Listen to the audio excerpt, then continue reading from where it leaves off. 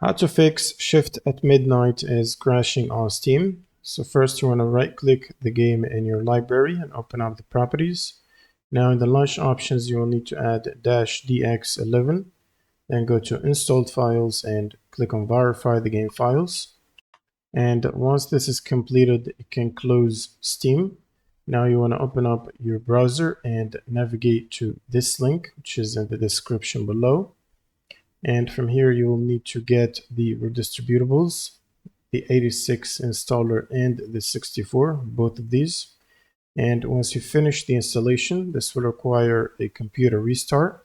So right after restarting your computer, one thing you'll need to do as well is update your GPU driver.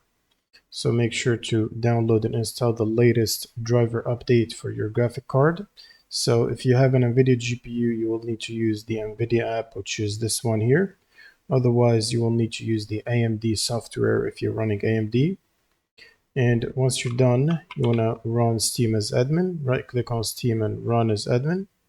And then just launch the game from your Steam library. And this should fix the crash problem. Thanks for watching and subscribe.